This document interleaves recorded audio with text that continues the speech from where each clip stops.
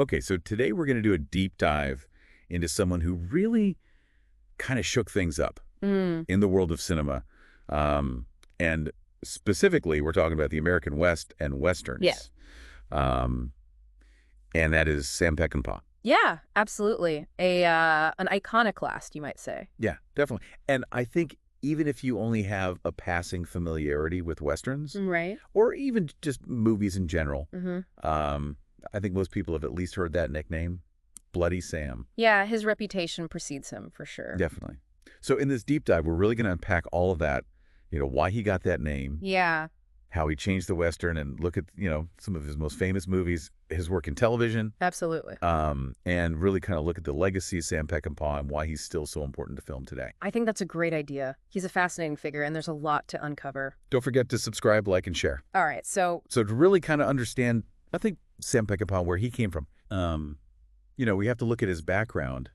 And, I think it's so interesting absolutely. that he wasn't just some, Hollywood guy who decided to make Westerns. Right, right. He was actually born in Fresno, California in 1925.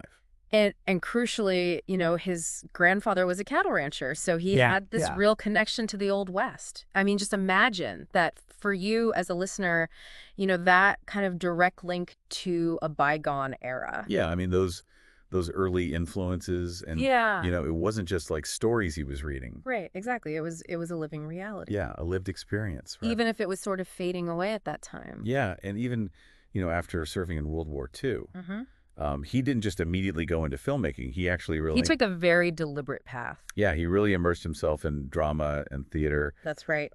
He studied at Fresno State College Yeah. and then the University of Southern California. So that foundation, in storytelling and writing and in theater, Yeah. I think that's really crucial to understanding his later work. Yeah, that's so interesting. And I think, it's important for our listener to kind of think about that too. Yeah. That like all these different experiences Mhm. really shaped his directorial career in the end. Yeah, you're exactly right. That foundation was really essential. And, before he was directing, he was honing his skills as a writer. Oh, really? And that's actually where his Hollywood career began in television. Oh, wow. Yeah, he wrote for, some pretty big Western series, Hmm. shows like Gunsmoke and Rifleman. Wow. So for the listener, think about the kind of traditional Westerns that those were. Yeah. And the contrast to what Peckinpah would go on to do. Yeah, isn't that interesting? It is, it's like he was working within this established framework, Yeah. but already kind of brewing his own vision. Yeah, it's kind of like almost ironic in a way, right? Yeah, you could say Like that. these shows are very traditional. Right. The good guys and the bad guys are very clear. Very clear cut. Yeah. And here he is with this very complicated Mm-hmm. vision of the West sort of, Yeah, developed it's at his. like watching an artist develop their style, Yeah. within those conventions. Yeah. And I think that that's what makes him so fascinating. Absolutely. And what's really key here and important for the listener to understand Yeah. is how even in his early writing, he was already pushing against those boundaries. Hmm. His main contribution, I think, to Westerns Mm-hmm. was moving away from those really simplistic good versus evil narratives. Oh, interesting. Yeah, he wasn't interested in, heroes in white hats and villains in black hats. Right. He wanted to explore something deeper, Yeah. more messy, the inherent contradictions within the American myth of the West. I mean, that's what's so interesting about his work to me is that Yeah. it feels so much more human. Right. And because of that, it's so much more messy. And Exactly. the characters are, They're flawed. yeah, they're not just these archetypes. They're real people making real decisions. Real people with flaws making tough choices. Yeah. And oftentimes those choices have really brutal consequences. Absolutely. And he didn't shy away from showing that brutality. Yeah. The violence in his films. Yeah. It's not sanitized, it's unflinching. Right. And I think that that's part of what makes it so uncomfortable for some viewers. Yeah, I think that's fair to say. But it's also what makes it so much more relatable I agree. because it feels real. It does. And for the viewer, this was a real departure Yeah. from the way violence was often depicted on screen. Yeah. It was a wake-up call in a way. Yeah. And it's all set against this backdrop of, the Mhm. decline of the Old West. That's right. This world that's struggling to hold on to its traditions. Yeah, clinging to what it knows. Yeah. In the face of modernity. Yeah, that tension between the old and the new is really palpable in his work. Yeah. And you really get this sense in his films that it's a dying world. Absolutely. There's this real feeling of loss, like something precious is slipping away. Yeah, whether that's a way of life Or a code of honor. yeah, or even just the open frontier itself. Right. For you, as you watch his films, Mm-hmm. do you get that same sense of melancholy? Oh, absolutely. Yeah. That feeling of an era ending, it's very poignant. Yeah, and he was really fascinated by, I think, the idea of honor among these outlaws. Right. These codes of conduct, however twisted they might seem, to outsiders, Yeah. the characters really try to adhere to them. Yeah. And it's always set against this backdrop of this encroaching, chaotic, modernizing world. Yeah, so you get these really interesting contradictions. Yeah, and his style, I think, as you mentioned, is this really potent mix of the raw and the visceral, but also this underlying poetic and almost nostalgic quality. Yeah, it's really interesting. Yeah, and I think what stands out here for the listener is how he blends those seemingly contradictory elements. So we talked about how he was a screenwriter first. Right. And that's how he really got his start in Hollywood. Yeah, he was a very skilled screenwriter. Yeah. And I'm curious, how did that experience of writing for those earlier television westerns, how did that translate into his own directorial vision later on? Right. Well, I think his scripts, even back then, were known for their really rich dialogue. Very authentic sounding. Yeah. And, he created these really layered and complex characters Yeah. that felt like real people with real flaws and motivations. Yeah. So even in those early TV days, you can really see the seeds of his later style. you can absolutely see it forming. Yeah, like he was learning the visual language of storytelling. Exactly. Even within those, the constraints of TV production. Right. And it's important for, the listener to think about that, too, that even then he was pushing for more nuanced portrayals than were typical. Right. He wasn't content with the status quo. Yeah. He wanted to dig deeper. Yeah. And I think that leads us perfectly to The Westerner. Oh, yeah. Which is the series that he created in 1959. That's right. It didn't last very long. One season. Yeah, only one season. But it was critically acclaimed. Yeah, it would. People really responded to it. Why do you think that is? Well, I think it was because of that more mature and nuanced storytelling.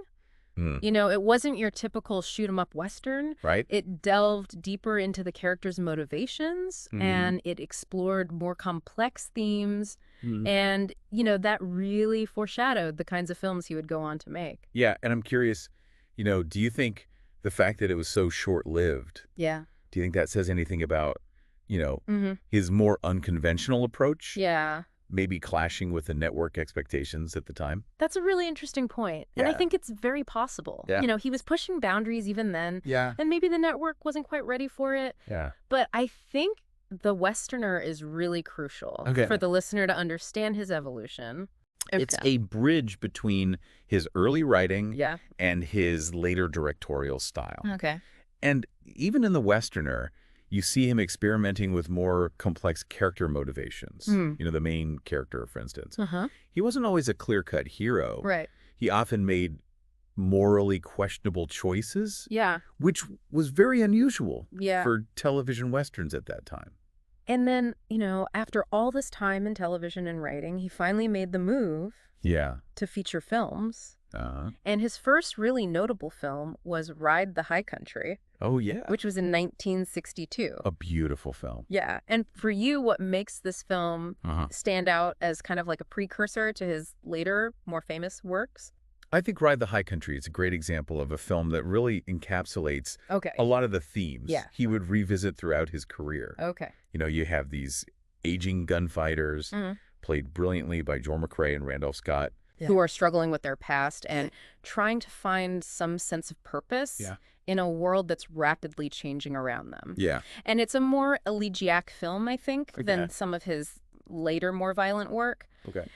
But it establishes that interest in, the twilight of the Old West. Yeah. And the struggles of these men who are facing obsolescence. Yeah. So for the listener, it's a more gentle introduction to some of Peckinpah's core concerns. And then, of course, came 1969. Yes? And the film that I think for many really defines Sam Peckinpah, and that's The Wild Bunch. The Wild Bunch, yeah, a landmark film. Yeah. So what do you think it is about this film that made such a huge impact? I think The Wild Bunch was really a seismic event. Yeah. In the Western genre, it wasn't just a movie, it was a statement. Yeah. You know, the slow motion action sequences, which we see all the time now, were revolutionary at the time. Wow.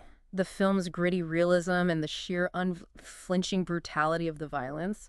Yeah. It shocked audiences. Yeah, it really did. And really polarized them, I think. Yeah. Some people were repulsed by it. Yeah. Some people were fascinated by it. Yeah. But it was a Western unlike anything that had been seen before. Yeah, and I think it really shattered a lot of those romanticized notions of the West. Oh, absolutely.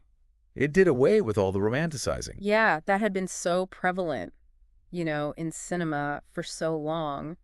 And, you know, it wasn't glamorous violence. No, it was the opposite. It was messy. It was messy. It was visceral. Yeah. It had real consequences. Yeah. And I think for you, the viewer, do you think that more realistic portrayal changes how you perceive the myth of the Old West? I think it has to, right? I think so, too. Because it forces you to confront the reality. Exactly. That, you know, this wasn't, you know, a world of heroes and villains. It was a world of real people. Yeah, real people making real difficult choices. And making difficult choices often leads to, you know, difficult outcomes. And I think that that's something that, you know, Peckinpah really forces us to confront. He does. And I think it's also important for you to understand that the violence in The Wild Bunch, it wasn't gratuitous. Right. It had a purpose. It served the themes of the film. Yeah. You know, the film was exploring these bigger ideas about the end of an era. Yeah. The disintegration of these outlaw gangs. Yeah. The struggles of men who are essentially obsolete. Yeah. You know, in this rapidly changing world. Yeah. It's about loyalty and betrayal, this fight for survival in a really brutal landscape. Yeah. So the violence is there to underscore that desperation and the stakes involved. Yeah. And it was The Wild Bunch with that intense violence that really cemented that nickname, didn't it? Oh, absolutely. Bloody Sam. Yeah. That came from The Wild Bunch for sure. And do you think that nickname is a fair reflection of him as an artist? That's a good question. I think it's a catchy name, obviously. Yeah. And it stuck for a reason. Yeah. You know, the violence on screen was unprecedented for the time, and it definitely contributed to that moniker. Yeah. But I do think it's important for the listener to remember that the nickname often overshadowed the other complexities of his filmmaking. Yeah. Like what? Well, like his exploration of themes of loyalty and loss, the way he captured the beauty of the landscape, the poetry of his visuals. Yeah, it's almost like the violence became the headline. Yeah. You know? It became the thing that people focused on. Yeah. And it obscured those other elements. And he was certainly not a one-trick pony. Not at all. You know, he was much more than that. Yeah, and a great example of that is The Ballad of Cable Hogue. Oh, yes. Which he made just a year later in 1970. That's right. And how do you think that film demonstrates a different side of him as a filmmaker? Well, I think Cable Hogue is interesting because it retains that sense of, you know, the harshness of the West. Yeah. But it also incorporates a lot of melancholy and comedy. Oh, interesting. Yeah, it's a much more gentle film in a lot of ways. Yeah. So it shows his ability to shift tone, you know, to explore different facets of the Western experience. Yeah. So it's a reminder for the listener that even within a specific genre, an artist can have a diverse palette. And then there's Straw Dogs. Oh, yeah. Which came out in 1971. Yeah. And that is a very different film. A very different film. Than anything else. Yeah. It's not a Western. Yeah, it's not a Western. It's a psychological thriller. Yeah. Set in rural England. Right. But it still has that undercurrent of violence. Yeah, that intensity. That intensity that we associate with Peckinpah. Yeah. And why do you think he made that film? Well, I think Straw Dogs is really about masculinity and violence. And the primal instincts that can erupt in seemingly ordinary people. Yeah. So it generated a lot of controversy. Oh, yeah, I can imagine. At the time. Wow. And it really kind of cemented his reputation for tackling difficult subject matter head on. Yeah, so for the listener, I think this film shows that, you know, he was interested in exploring the darker aspects of human nature. Right. Regardless of the setting. Absolutely. It wasn't just about the West. It was about something deeper. Yeah. And then he went back to the Western with Pat Garrett and Billy the Kid. Yeah, in 1973. Yeah. And that film has a very different feel. It does. Than The Wild Bunch. It does. It's a lot more, I think, melancholic, somber. There's a real sense of finality to it. Yeah, like it's a lament almost. A lament for a way of life, for an era that's passing away. So for you, what emotions does this film evoke compared to The Wild Bunch? Well, I think with Pat Garrett and Billy the Kid, you get this really strong sense of the mortality of these figures, you know, these legendary outlaws who are facing their own deaths. Yeah. And the casting is brilliant. Well, you know, Chris Christopherson as Billy and James Coburn as Garrett. Yeah. It's just perfect. And you have the Bob Dylan soundtrack, which adds this whole other layer of poignancy. Yeah. And it's interesting that you mentioned the music because, you know, his films often have these really incredible soundtracks. Oh, they do. They do. They elevate the storytelling. Yeah, they really add to the emotion. Yeah, and Pat Garrett and Billy the Kid, I think it really is a film that meditates on the passage of time, you know? Yeah. And the inevitable end of even the most notorious lives. And we didn't explicitly mention it in our overview. Yeah. But I think it's important to touch on Cross of Iron. Yes. Which he made in 1977. Right. And you know, it's not a Western. No, it's war film. It is a war film, but it's often considered one of his best films. Yeah, and one of his most successful films. Yeah, absolutely. And it has that same kind of unflinching approach to violence. Yeah. But this time in the context of World War II. Exactly. And what's interesting for the listener is that you know, you see those themes of men struggling in these really chaotic, violent circumstances. Yeah. And his distinctive visual style is very much present in Cross of Iron. So for you, does seeing his style apply to a different genre? Yeah. Like a war film? Does that kind of highlight any consistent themes? It does. It does. In his work. I think it demonstrates that you know, his artistic concerns weren't limited to just the Western. You know, he was interested in the human condition under extreme pressure. Whether it was in the Old West or on the Eastern Front, it's about how people behave when they're pushed to their limits. So looking at, you know, his entire body of work, it's clear that, you know, he had a major impact. He did. On cinema. And I'm curious, how would you describe his legacy? Well, I think his influence is undeniable, both on filmmakers and, you know, for you, the audience. You know, his style was so raw and uncompromising that it really paved the way for a whole new generation of directors who are not afraid to push boundaries and explore darker, more complex themes. You know, you can see his DNA in the work of filmmakers like Quentin Tarantino. With his stylized violence and revisionist takes on genre.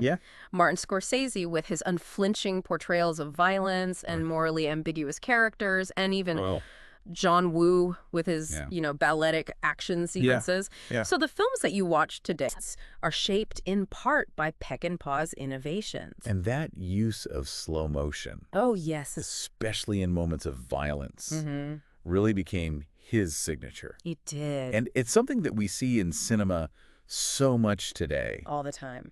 It's almost become shorthand. Yeah. You know, for heightened drama and impact. Absolutely. And for you, what other films come to mind? When you see that slow motion violence, do any feel like a direct nod to Peckinpah? I mean, so many films use it now, but I think it's hard not to see his influence in, you know, films like Saving Private Ryan or The Matrix, you know, those really iconic slow motion action sequences. And I think the reason why he used slow motion so effectively is that it wasn't just about showing the violence. It was about dissecting it almost. You're forced to linger on it. And really kind of, you know, think about the impact. The physical impact. The emotional resonance. It's not just spectacle. And despite his struggles with studios and his personal demons. He had his struggles for sure. But his vision remained so strong. You know, he never compromised. He really forced audiences. He did. And the industry to confront, you know, a different kind of world. A more brutal. A more brutal and less romanticized. Less romanticized. Yeah. Vision of the world. Yeah. And I think for the listener, that's his legacy. Yeah. It's about challenging those comfortable narratives. And it's important to reiterate, that while his portrayal of violence was graphic, it wasn't gratuitous. Right. It served a purpose. It was a consequence of the characters' choices and the reality of the world they lived in. Yeah.